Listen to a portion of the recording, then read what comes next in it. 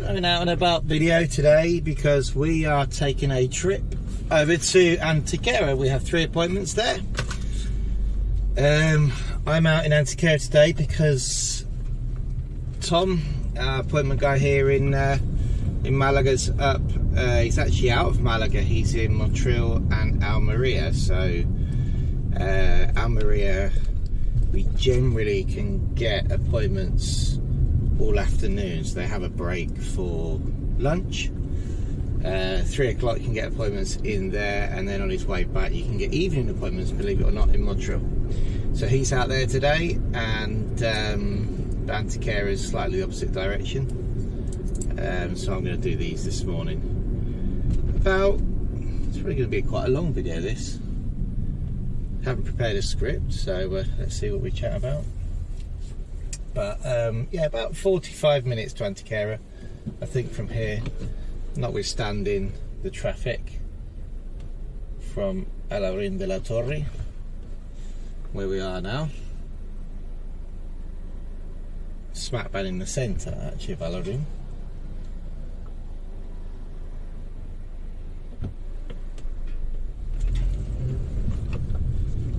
Which, oh, careful of the jogger. I have lots of respect for runners, though I can't say as I've ever run as fast as that guy at the moment. Currently, I always get 1 half marathon in a year, but currently I'm definitely the chubby guy walking around the back for the race. But never mind, it's all about getting at least 1 in a year and having a bit of fun.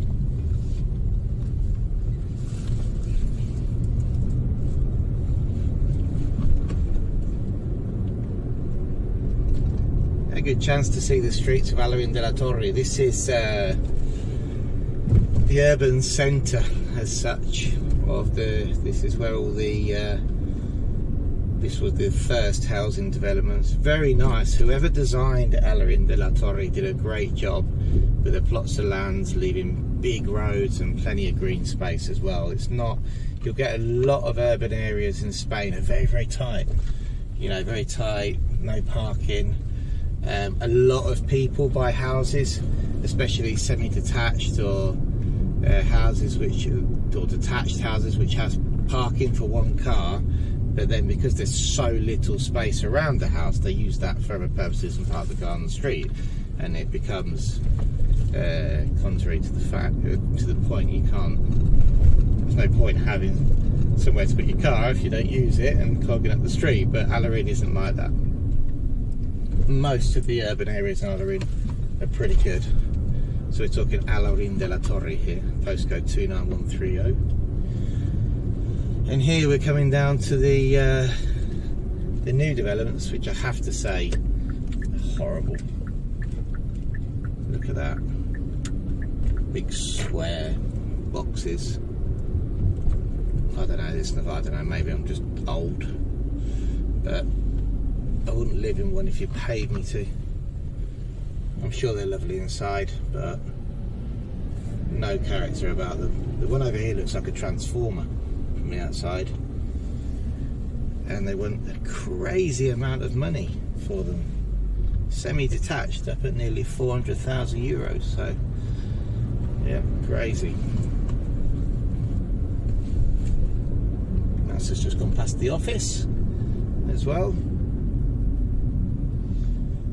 Now this new roundabout in Alarin de la Torre that we've got here, this roundabout's always been here, but they've just regenerated it, and underneath, because we had some serious floods about 10 years ago, underneath there's a huge sort of drainage channel, which most of the storm tunnels. Now look here, sorry, we're not going to go down there, that's the way out, but we have a very, very, very sneaky little slip road to jump the traffic. So if I went in that traffic to get to the motorway, I would be sat for another 25 minutes. But unless everybody else had thought about doing it this morning, we've got a little sneaky snicket. So yeah, so we've had some huge storms which basically put the bottom half of the town underwater, and since then they've undergone some massive work blocks to put in storm drains, and they all accumulate underneath that roundabout and go straight down to where the water needs to go. Not too sure where it flows to be honest, but I know that it all heads towards there. And when we saw them putting the storm drain in, I was like, I honestly thought they were building an underpass, it was that big. But then they covered it up and I read the paper and they said it was a storm drain. So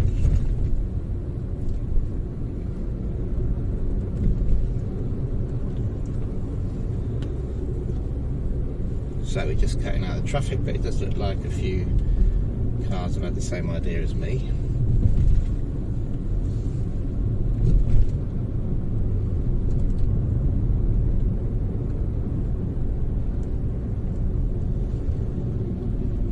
Beautiful morning. September's absolutely fantastic. You can actually see in the distance there, it looks like two big lights. I don't think you can see it on the camera, but it's actually the sun reflecting off the buildings in Malaga City. You can see Malaga City just in the distance.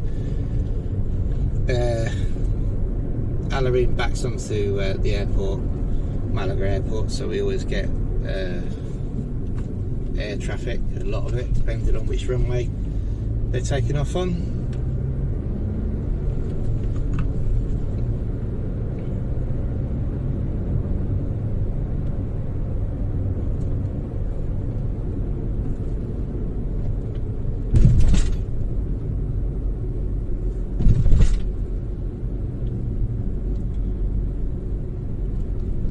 Sat there the other evening watching the planes come in, playing that very sad game on Flight Radar 24. Guess the plane, the make, destination and operator. Now evidently the Ryanair ones are quite easy to get the operator, but getting the destination, the origin, sorry, not the destination, destination is where it's going, so we know it's going to Malaga, but when they were landing. Okay, so a few people have had the same idea as I have. Okay, it's definitely not the queue that we had before over there.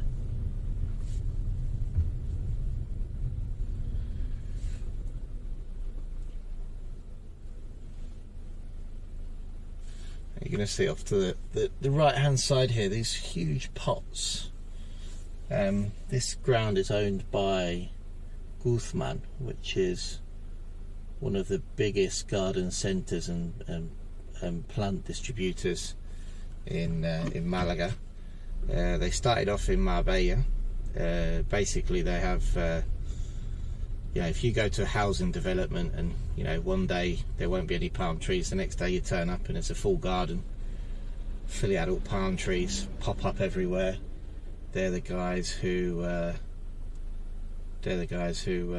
supply them. Story has it, and this was told by the horse's mouth at one of the presentations in our office block, because our office block is run by the town hall. We often have the mayor there. Well, I have to say we often had the mayor there before elections. We haven't seen him since, but he's a good mayor. We don't mind. We know what they do. And he was saying about how he approached the owner of Guzman and said, "What are you doing in Marbella? You know, but you could come to Alarin. There's a lot more room. It's cheaper. You could expand. Alarin has an awful lot more roundabouts, which means a lot more business and contracts with the town hall, I would imagine." So I don't know what backs were scrubbed to get Guzman here, but it's certainly been good for the town. I think they've been here 30 years now, and we've always got pretty flower beds, I can tell you that. And you know, huge. We've got one of the nicest garden, not the cheapest, it's quite expensive, but one of the nicest garden centres you've ever been to. Has a tea room. At Christmas they just go above. People just go at Christmas to see the decorations and take photos. I'm sure they must lose money at Halloween and Christmas from people just going in and taking photos and buying one marigold.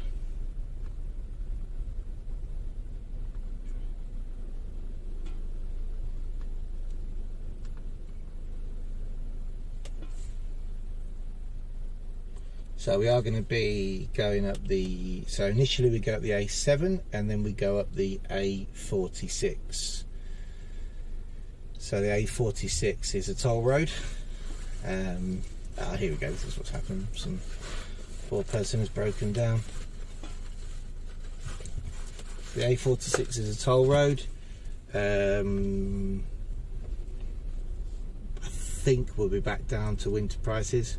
It's expensive. I don't agree with the cost of the toll roads. I think we pay road tax. I know someone's going to pay for these roads which have been built, but we do pay road tax. I don't agree with the cost. I wouldn't mind a token €1 or €2. That's absolutely fine. But in the summer it goes up to €5 or €6, which, you know, considering we're trying to get people off the back roads and the smaller roads which are more dangerous, you know, lorries end up just using them. So we'll see who's going to be kind enough to let us out. Oh no, there we go.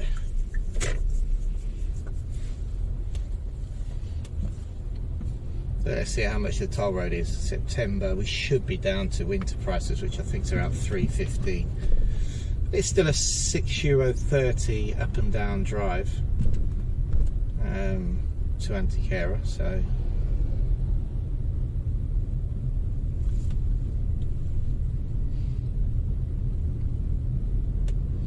we recently had some work here at the entrance to Alarin which facilitated people getting off the motorway, and it's supposed to have made this traffic flow getting out a bit better, but doesn't seem to have worked that well. So what we've done is, off to your right hand side there's actually 2 roundabouts. You can see the traffic all backed up coming down from the hill because there's 3 roads that lead into one single lane. So we've skipped all of that, and we should be on the motorway in a couple of minutes.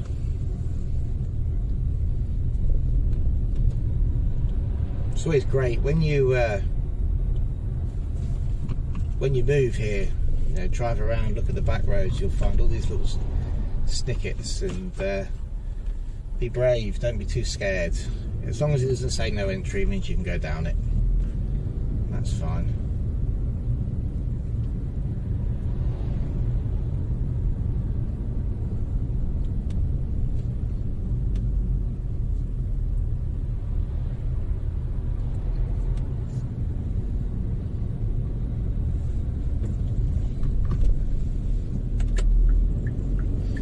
Remember, when you're in a roundabout in Spain, you go around on the outside lane, so in the outside lane, should I say.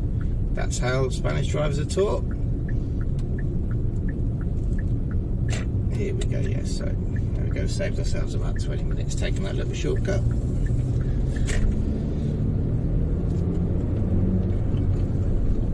Now we're heading now to the A7.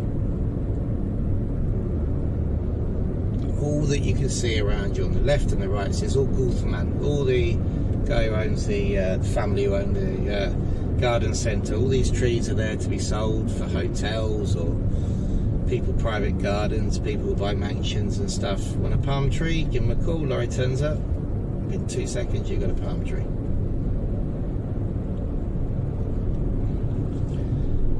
For those of you who have palm trees or going to get palm trees, you're going to see the maintenance on a palm tree can be quite expensive. They need cutting about once a year. So you have to get a paramero across, and he shimmies up the tree with a really strong leather and some spiky shoes. Cuts off the bottom leaves and leaves it nice and trimmed. I think they always look really smart when they're trimmed. But then you've always got a moral dilemma, because we've got one palm tree and it needs cutting now, but the birds are nesting in it, so undoubtedly you're going to disturb them. There's sparrows. We have a lot of sparrows nesting in ours, and albeit that it's not now's the season, so in late September, now's the season apparently to cut them down. I feel bad for the birdies.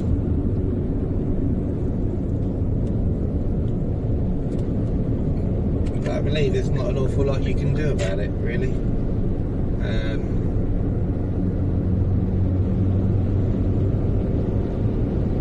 So when you're maintaining your palm, you might find some collateral damage. There's a palm weevil type bug as well you have to look out for. If that gets in, oof, palm's gone completely.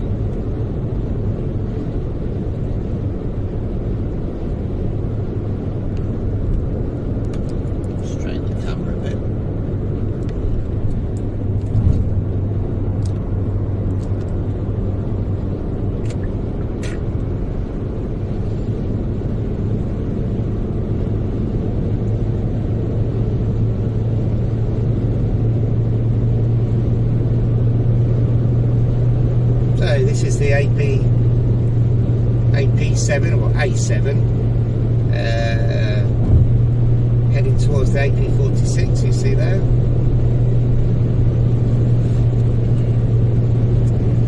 You should always stick to the speed limit, but definitely on this road, because the helicopters are very, very, very active here. So you have a helicopter which is based, I believe there's two actually, based in Malaga airport. They have a camera called, what's it called now? I can't remember what they're called now. They have a camera called, I'll tell you in a minute. But anyway, it's a famous camera which literally can catch people speeding from a kilometre away, and it just sticks above the motorway and snap, snap, snap.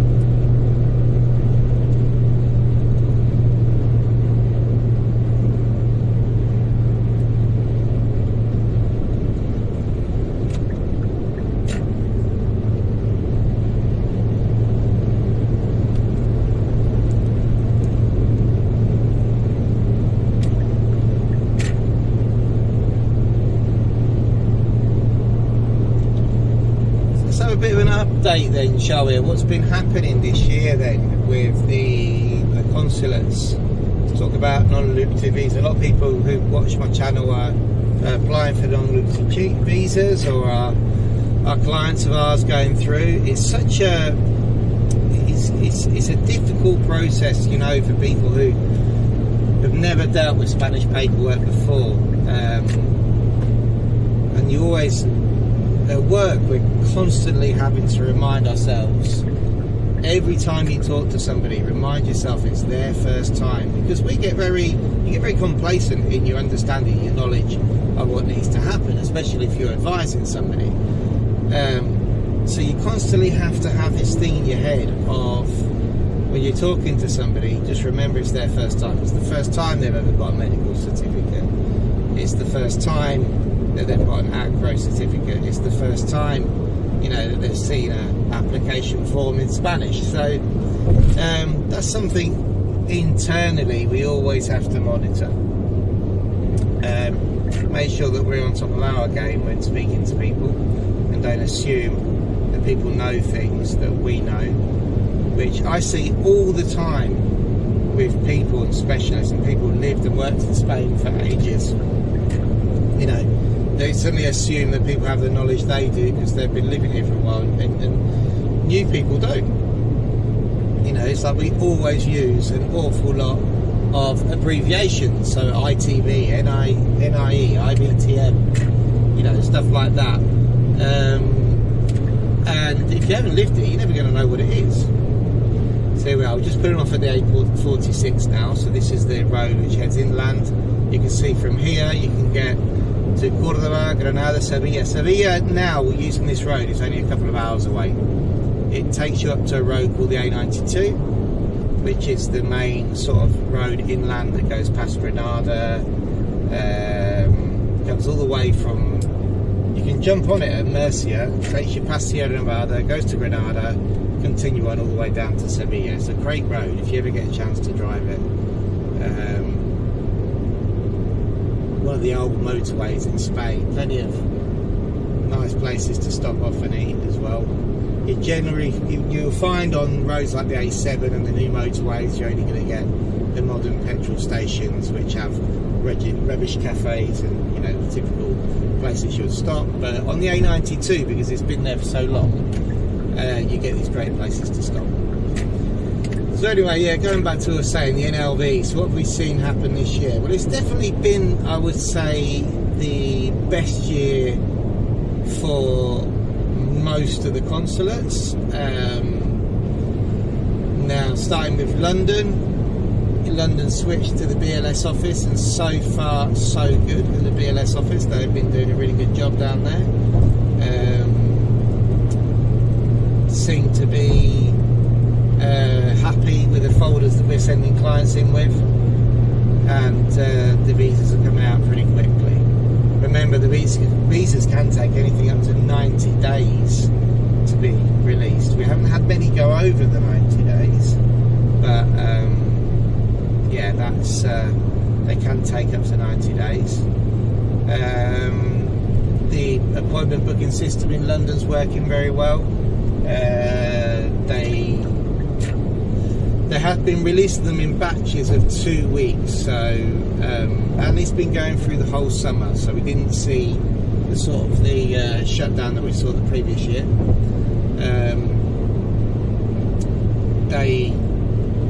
You get a code, so you have to send your details in using the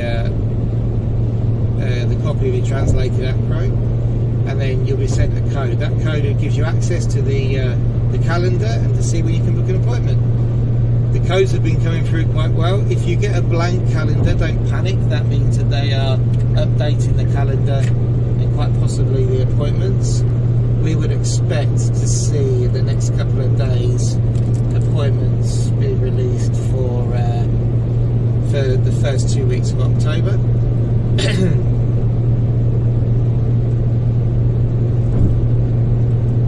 And they're doing okay.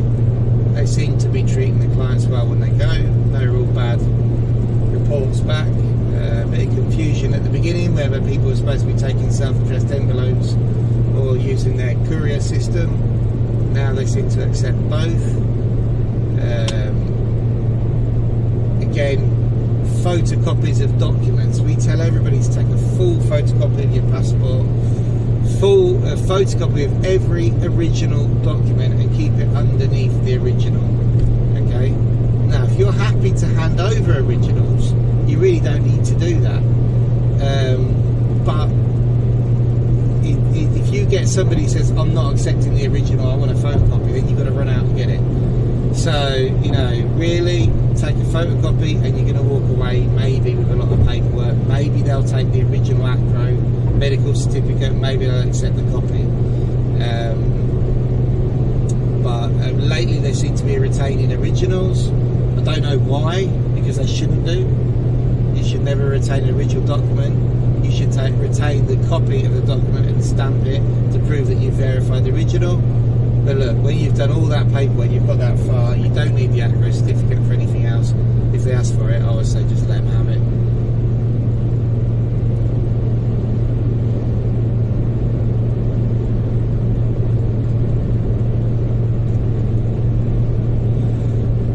So Manchester not so good. They had a wobble at the beginning of the year where they suddenly rejected a lot of medical certificates and visa applications, which none of the other consulates did. I don't know what happened, who was on shift the day they decided to do that, but there's still repercussions at the moment with people trying to get their visas from that.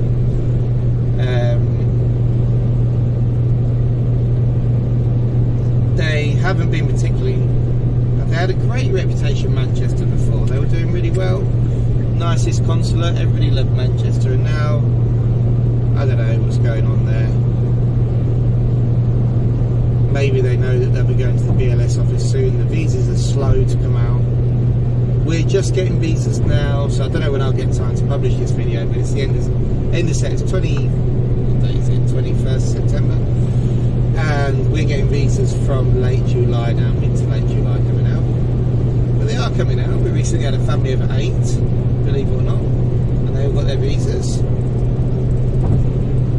But they were mid-July applicants.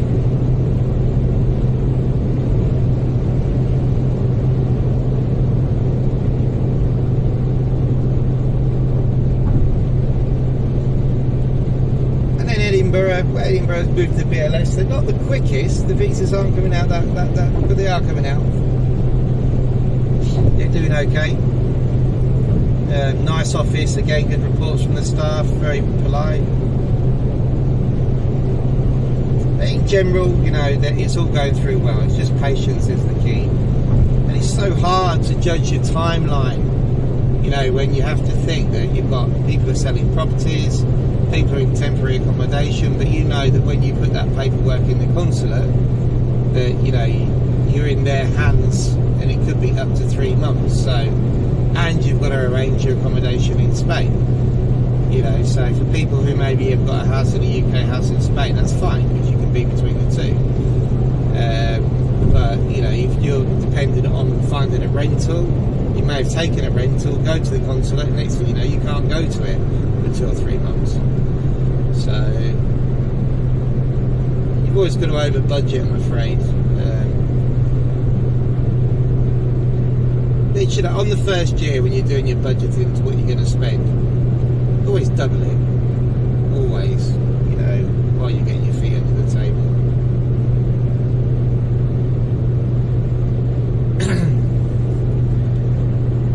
So yeah, this road AP46, a fantastic road which basically cuts out the AP45, which takes twice as long to drive inland. We will cross the AP45, we'll actually join it for about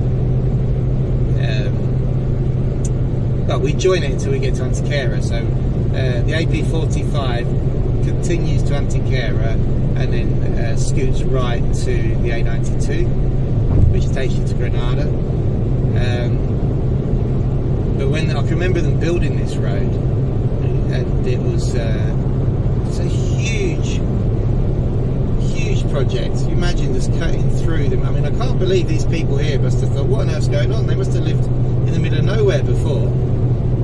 Now they live on the side of a busy motorway.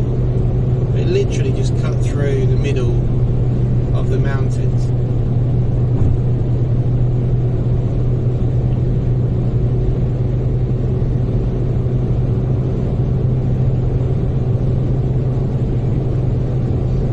From what I saw, they must have been building it 6 or 7 years, or even longer probably.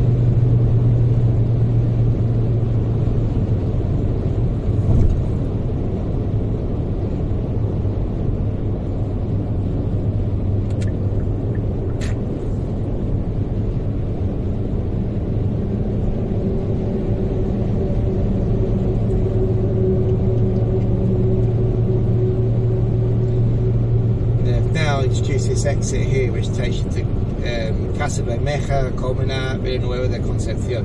Lots of people have retired up there, lots of Brits and other foreign nationalities living in these villages. You know, you can see how close it is to the airport. We've just driven it, it's been what, 20, so we left at quarter past 18 minutes to get here using this road from very close to Malaga airport. So, you know, see, these roads have really made it easy for people who live in land to get to their house. I'm gonna pay. Buenas. Hola. ¿Ticket? Sí, por favor. Gracias. Hasta luego.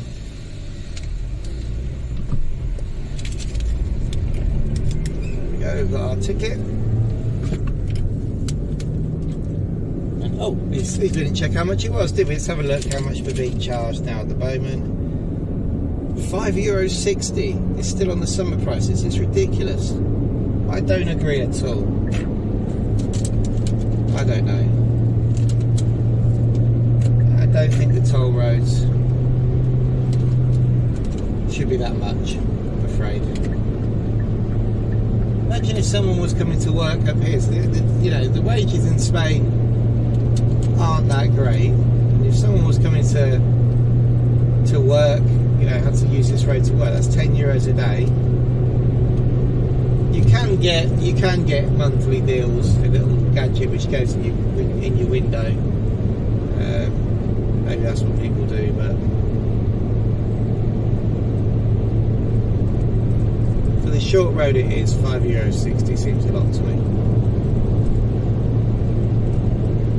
Anyway, I'm contradicting myself because I'm going on about how good the road is and now moaning about paying for it, aren't I? So maybe I should just shut up, pay for it and get on with my job.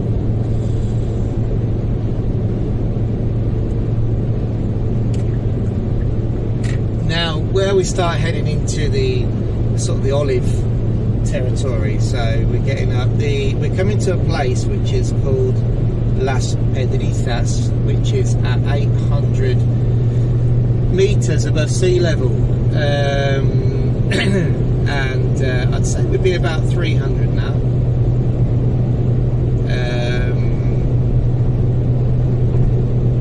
At Las Pedrizas, if you cross it in winter, early morning or late at night, it's renowned for the heavy just in that area. It sort of attracts the fog because it sticks out slightly. You see we're just heading up at the moment. Antequera sits at around 400 metres above sea level, so we go over a hill essentially. Again, beautiful drive. I mean, look, you can't complain. I don't get out enough of the office, so I really should get out more now. I used to love it when I was on the road more.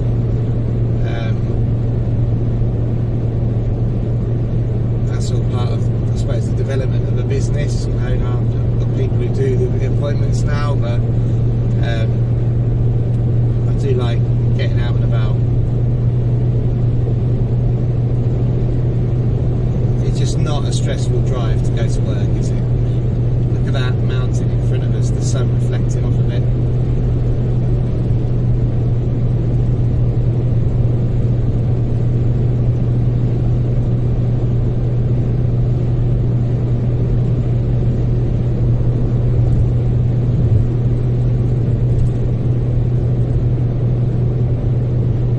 So this is where we join the,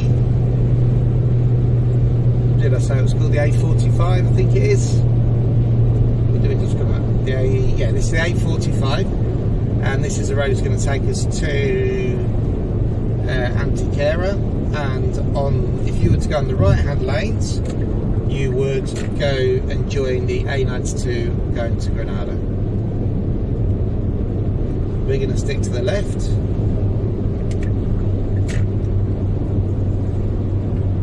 And this is Las Pedrizas, so this is where all the fog is. If you come down in the morning, you'll see lots of fog here. Not every day, but a lot of the days. The highest point of our trip, 800 metres above sea level. So when we started this video, we were at, I think about -3, I think. We were slightly below sea level there at the airport. Close to the airport. So there you go, see the cars going off to Granada on your right. Excuse me.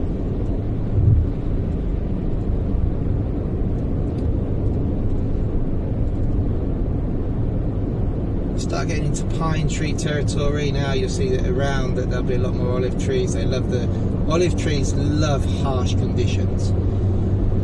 So they like the strong, you might be able to see them right there. They love the strong sun in the summer heat,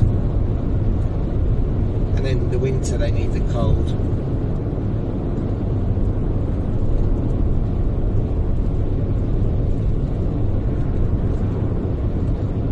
That's about as far as my olive tree knowledge goes, which is quite shameful considering I lived in the Granada province for 4 years, literally surrounded by them.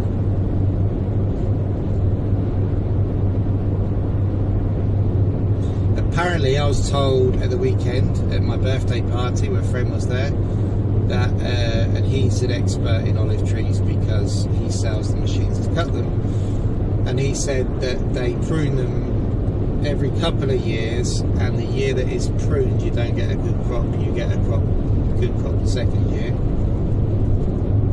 Same as figs, apparently. But depending on what olive it is, that could vary.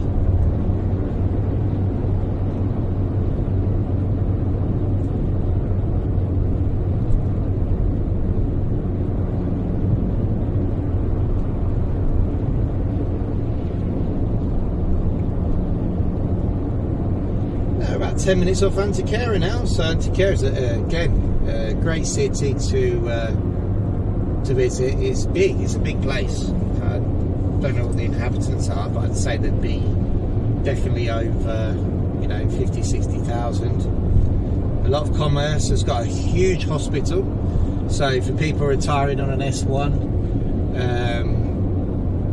if you're looking at this area, which is it's bordering Granada almost, but you know you're in good hands. The hospital there, I've been a couple of times to visit clients over the years, and it was very, very good hospital. generally the state system, healthcare system, is good here. I mean, recently I had to go see the doctor about something very minor, and just to give you my experience. Now, the one thing is you will need to take a translator if you're using the state healthcare system. Don't assume they're going to speak English to you. Though a lot of the younger doctors do now, and very willing to speak English, to the extent that some like to practice it. But initially, where you get your feet under the table, if you're on an S1, you don't speak Spanish, take a translator with you anyway. It's medical stuff, you don't want to get it wrong. Until you meet your doctor, etc., and then, you know, maybe you can, you know, come see if they speak a degree of English, ask the translator, ask them, so go if you come on your own next time. Maybe the translator won't like that because you'll be out of job, but yeah, it's good to take a translator with you the first few times. If you're on the state healthcare system. Private, generally, they speak English. So just to share my experience, so I don't really go to the doctors, I don't really like hospitals, and I don't think anybody does, but they particularly give me the heebie-jeebies. But I had to go, it was only a minor thing. My wife Lara, who runs Upsticks Drive, she was like, you gotta go. So she booked me an appointment on the online app, and I got the appointment within 5 days. Okay, so and it was a presential appointment to see my doctor, not a telephone appointment. It was to go and see him. It was at 17 minutes past 8. I got in at, I know this is sad because I look at these things for case studies. I got in at 16 minutes past 8. By 25 minutes past, which means he spent a bit longer with me than he actually had, he'd spoken to me about why I'd gone, but he'd also shouted at me for being 45 now and not having regular blood test, a regular ECG, regular urine test, and he said, you need just to have a revision. He said, you haven't had yourself tested for ages. I said, but you know what I've come in for, does that? No, he said, no, it's not that you need one. He said, we want you to have one.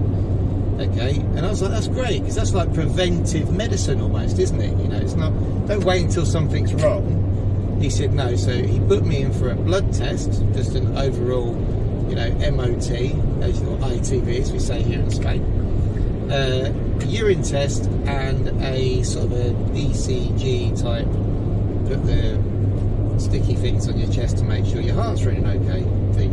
Don't pretend to know much more than that. So he put me all that in, and all within the same, all on the same day, a week later, in 25-minute sort of slots. So first I go in, have my blood taken, then I have to go to a different room, drop off the pots, and then I have to go for the ECG. So I won't be there for more than an hour. I haven't gone yet, but and then he's booked me an appointment to see him 3 days later. No, sorry, is it 3 days later? Yeah, 3 days later, something like that, to then go over the results. So I was like, wow, you know. So I've got it all in my diary, but I know within the space of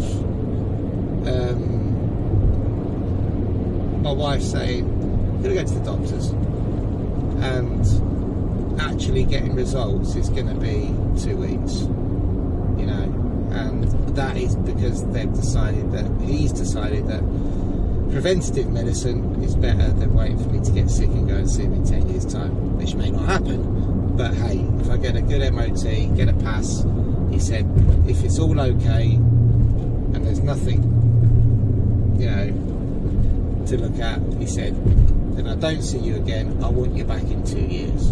He said, because that's what you need to do when you're in midlife. I'm like, okay, that's cool. So that was good. Can't complain about the medical system. So here we are, we're driving, as I said, we're driving down now into Antequera.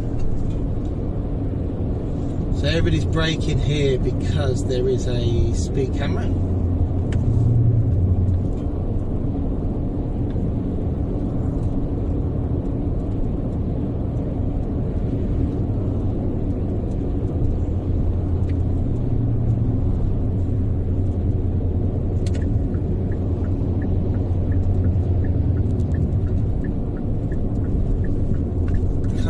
show you it, but off to our right hand side there's the Indian we call him the mountain, called the Indian, because it looks like an Indian from here.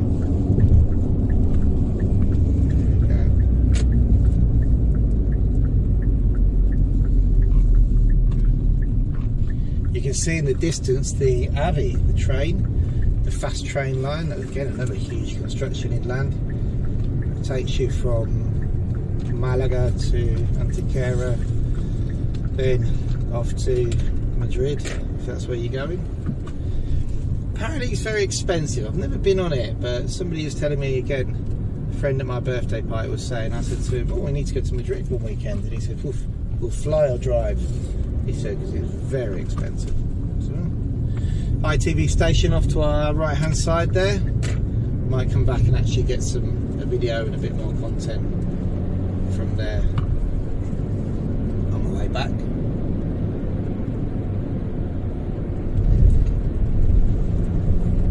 And here we are heading into Antequera. So for those of you coming in on NLBs, if you're coming to Mollina, so Mollina is a town inland which has a massive foreign population, foreign residents I should say. They have a great market there, very well supported. We've just started to support and sponsor a new walking football team which has started up there. So we'll be going to do some videos and watching them play. It's getting big now with the expat community or the foreigners community, walking football. Generally for the over 50s, it's really good to get people into sport.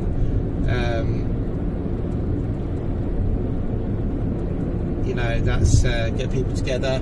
There's also obviously the mobile home. They call them mobile homes, but they're not really mobile because they don't move, I don't think. I think you can move them if you want to, or don't really know the ins and outs of buying one. But it's these mobile home parks. Sado is one of the biggest, which is out by Mollina as well. And these communities of these luxury sort of mobile units which people live in, and I have to say, initially I was a bit worried about the paperwork. Can they get on the pad they're on? Can they, you know, and this all seems very, very kosher, I have to say, very, very good. All our clients which have gone up there have managed to get registered at the town hall and are living happily. We've done renewals now for NLVs, people living up there. And it's another option for people who would like to own something, not pay rent. They pay ground rent, I believe, but you know, another option for somewhere to live that may be more economical, might be more cheaper. You might get a few more meters for your. I mean, I've been inside some of these, and they've been fantastic. They look absolutely amazing inside. Big open windows, conservatories. Some have wooden decking around the outside. You know, and I believe you can start picking them up for around 25,000 euros. I know they go all the way up to, you know, 70, 80 for the luxury ones, but then if you look at what 70, 80 grand would buy you in a town, suddenly it becomes a very attractive option, especially if you've got pensions, passive income, and you have to just pay the ground rent. And honestly, we've never ever, any of our clients which have gone that way and lived in one of these sites, we've never had any complaints from them, you know, not at all. It seems to be a nice community there, and this would be, if you're in Mollina and Sado, this would be, say, your nearest biggest city. We don't always get the opportunity to get the appointments here, so it's good that we managed to.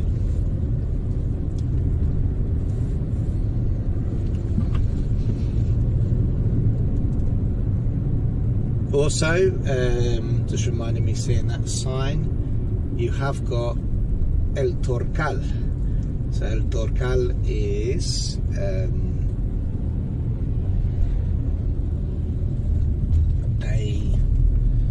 basically it's a mountain range which is next to Antequera, and lots of interesting it's prehistoric, so you have lots of interesting shapes with the should really know more about it, shouldn't I, really?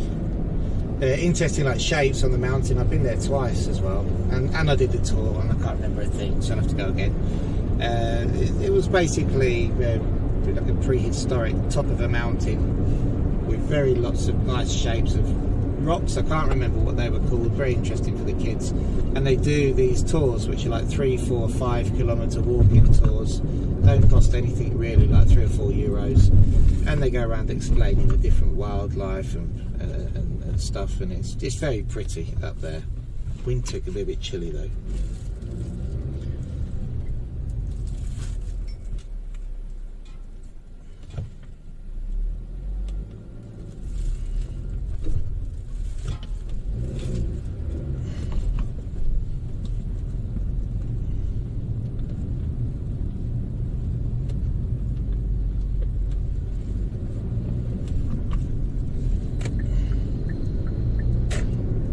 Never hassle a learner driver.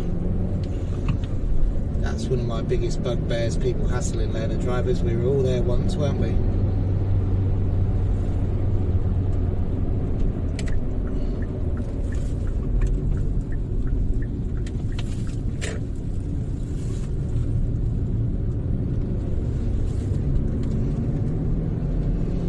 Now we could have gone up through town. This is called the Ronda Norte, which brings you all the way around the outside.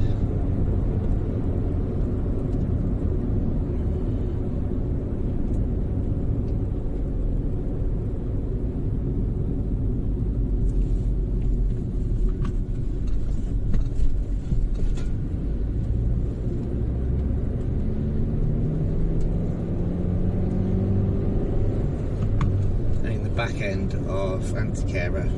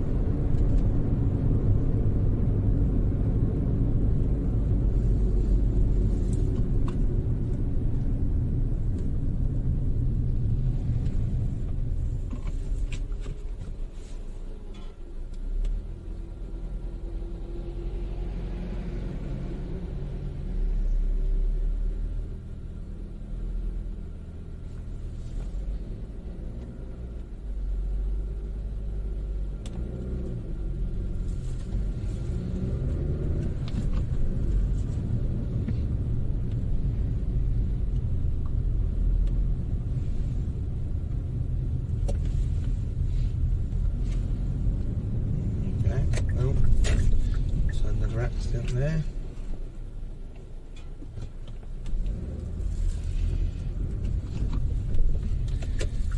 We're going to go past this shopping centre, the Veronica, where, believe it or not, I bought my wedding suit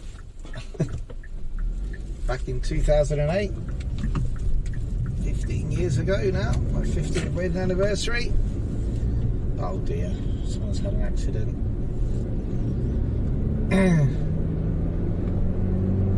Yeah, a gold suit. Don't laugh. It was a gold suit. One day I'll publish one of the pictures. I thought it was good at the time. I still think it's good. I've still got it.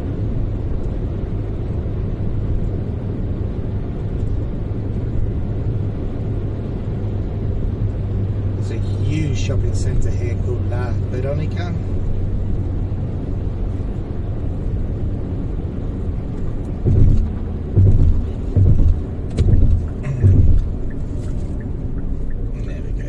Head up into town now.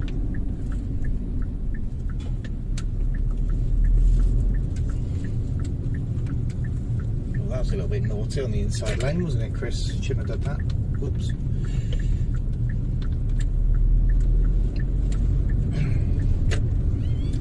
There you go. Even after 23 years, a little bit of my driving from the UK came into play there, because I should have been on the outside lane.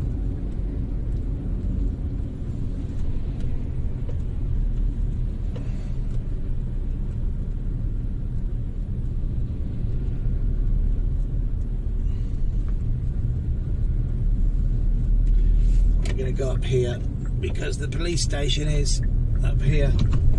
And find parking around this area.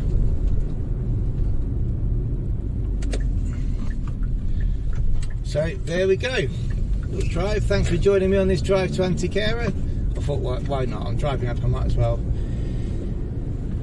do a video, have a little bit of a waffle. Hopefully something that we spoke about will help you, and if it doesn't, well, it was a nice drive anyway, wasn't it? Well, thanks for watching. Subscribe to the channel if you haven't already, and we'll stick some more videos up soon.